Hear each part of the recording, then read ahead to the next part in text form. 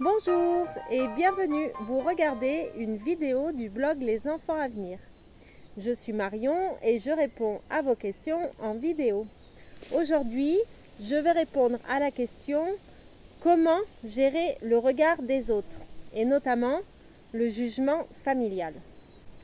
En effet, lorsqu'on annonce que l'on va faire l'instruction en famille avec nos enfants, en général, ça fait pas longtemps qu'on s'est lancé ou alors on va se lancer, on ne s'est pas encore lancé. Du coup, les mots peuvent être très blessants ou déstabilisants quand on n'est pas vraiment sûr de comment est-ce qu'on va procéder, comment est-ce que ça va se passer. Et on aimerait bien éviter un petit peu ces situations. Je vais essayer de vous donner quelques pistes pour soit éviter la conversation, couper court, tant que vous n'êtes pas sûr de vous, soit au contraire avoir une conversation sereine et productive avec les gens qui vous entourent. Tout d'abord, je pense qu'il faut essayer de comprendre pourquoi les gens sont agressifs par rapport à ça, peuvent être agressifs ou peuvent être jugeants par rapport à l'instruction en famille.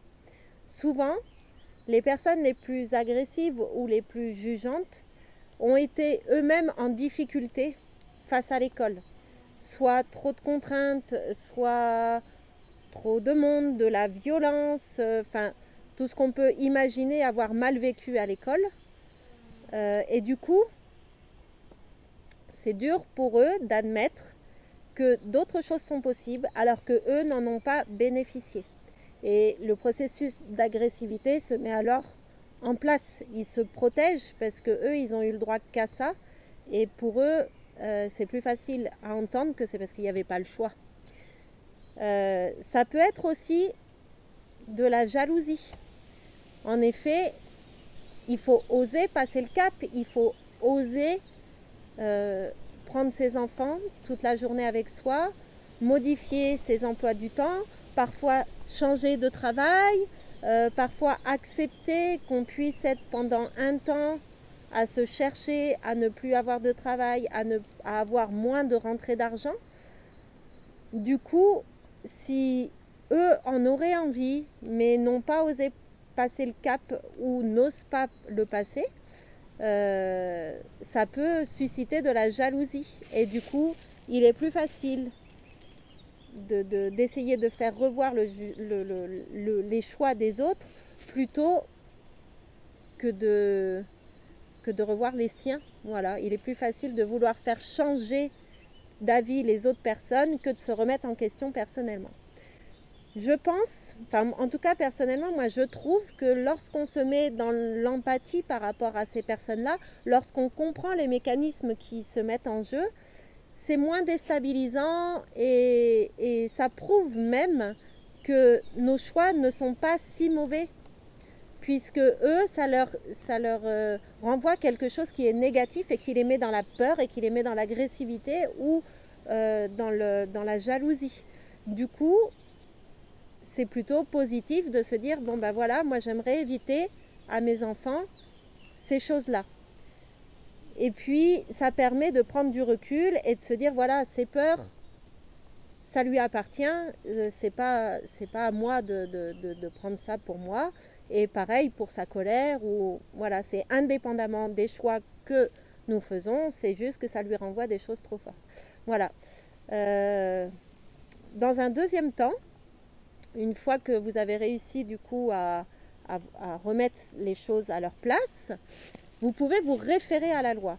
Dire l'instruction en famille est un droit que nous avons, nous parents, nous pouvons décider d'instruire nos enfants nous-mêmes.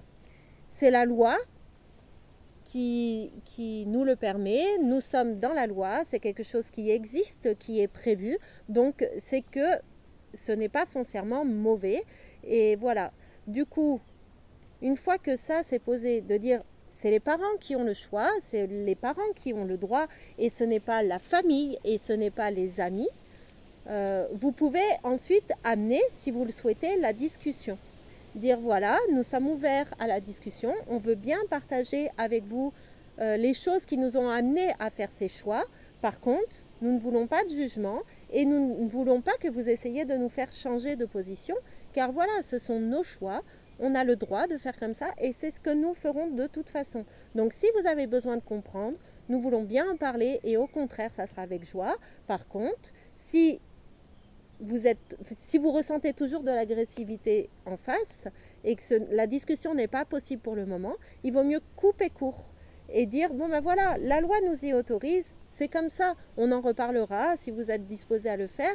Là, je trouve que c'est trop dans l'émotionnel, c'est pas possible, c'est pas grave, j'ai pas envie de me disputer, nous avons fait nos choix et c'est comme ça, on tenait à vous tenir enfermés et voilà, passons à une autre discussion.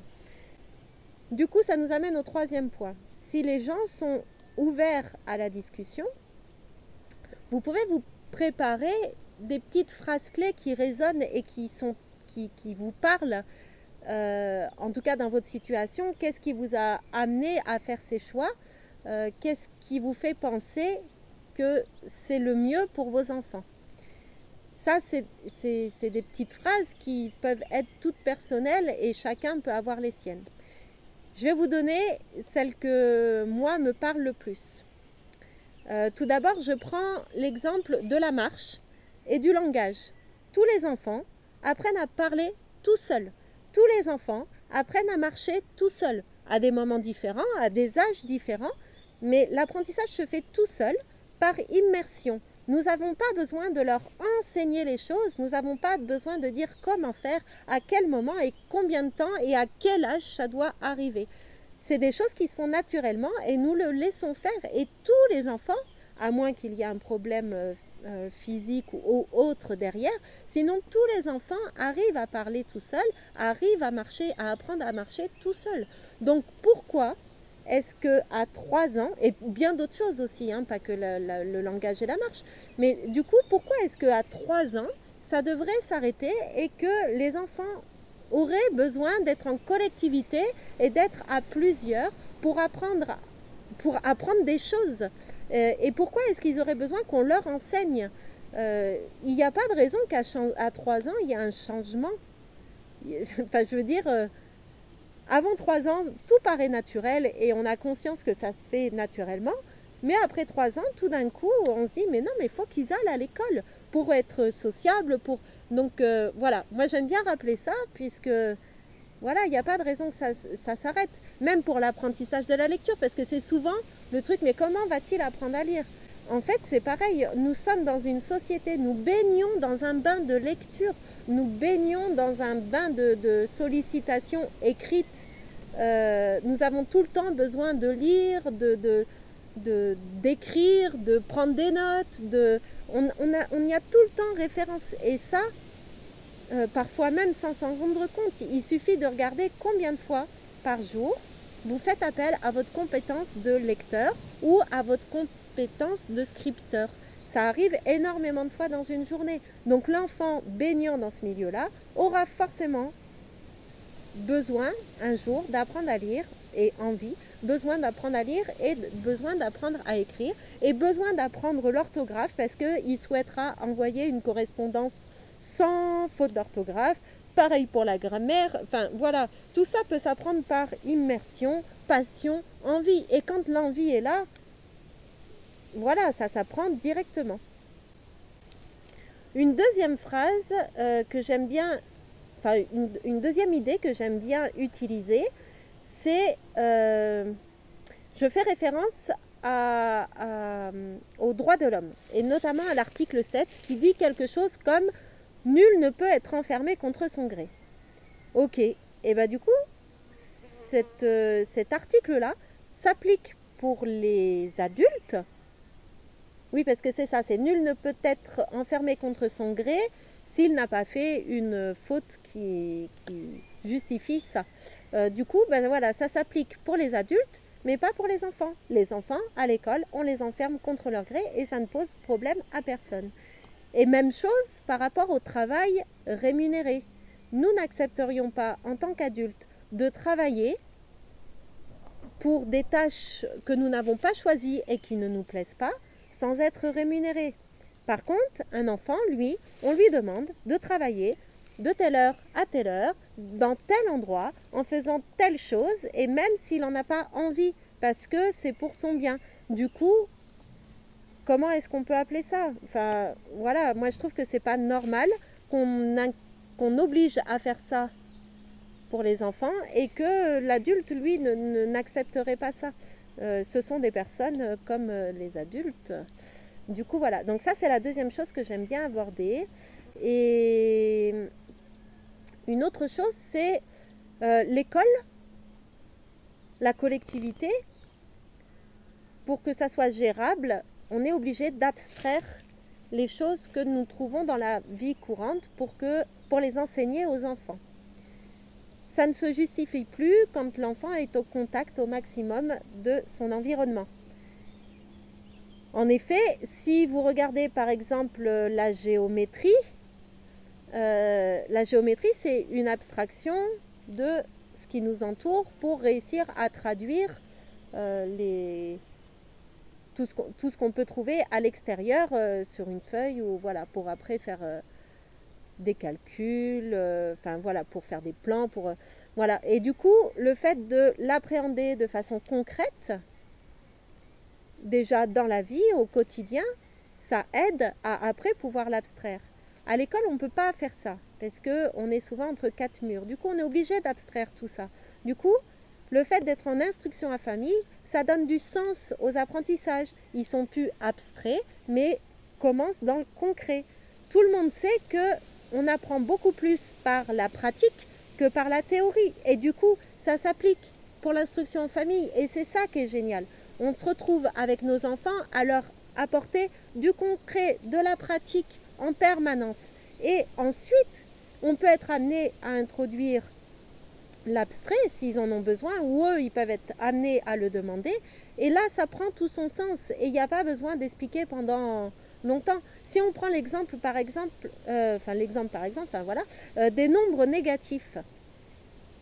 Si vous allez dans un parking souterrain, vous rentrez aux endroits de la caisse, vous rentrez dans l'ascenseur et là vous avez les nombres négatifs et ça prend tout son sens parce que les voitures sont garées sous la terre et on descend de plus en plus profondément pour trouver sa voiture sous la terre. Donc on comprend bien l'histoire du zéro, c'est la terre, et ensuite les nombres négatifs. On n'a pas besoin de les expliquer, c'est naturel et ça vient, voilà, ça va de soi. Et tout est comme ça. Voilà, de quoi je peux vous parler aussi? Mais je pense que c'est à peu près tout. Là, c'est tout ce qui me vient en tête en tout cas. Et c'est agrémenté de vous, de vos idées, de ce que vous pensez. Et voilà. Et après, ensuite, nourrissez-vous des lectures qui vous attirent par rapport à l'instruction en famille. Et ça vous donnera d'autres idées, ça vous donnera d'autres clés. Et le chemin se fait au fur et à mesure. Et ensuite, on est de plus en plus convaincus. Enfin, en tout cas, moi, c'est ce qui se passe pour moi. Je ne reviendrai pas sur mes choix. Et je suis contente de les avoir faits. Je ne sais pas ce que ça deviendra plus tard, mais en tout cas pour l'instant je suis contente de les vivre. Mes enfants sont contents de les vivre aussi. Et curieusement, notre famille ou nos amis ne nous jugent pas. Je pense qu'on est assez sûr de nous pour que ça n'arrive pas, pour qu'ils ne se le permettent pas. Et vous verrez qu'en avançant dans l'instruction en famille, vous serez de plus en plus sûr de vous et sûr de vos choix, et que les jugements se nourriront de moins en moins. Voilà. Et du coup, on vous laissera tranquille, enfin j'espère. Et pour la famille, c'est pareil, ça sert à rien je pense que ça sert à rien d'aller jusqu'à se déchirer pour expliquer des choses qui ne sont pas forcément compréhensibles tout de suite et qui le seront peut-être plus tard. Il faut leur laisser le temps de voir ce que ça donne et d'en reparler plus tard. Pour l'instant, on met de côté. Voilà, la loi nous y autorise, on a décidé de faire comme ça et vous verrez bien plus tard. Pour l'instant, on n'a pas envie d'en parler plus. Voilà, j'espère que cette vidéo vous aura été utile. Si ça vous a plu, n'hésitez pas à cliquer sur le bouton j'aime et à la partager. Et si vous ne l'avez pas encore fait, posez-moi votre question dont j'essaierai d'apporter une réponse en vidéo. Je vous dis à très vite!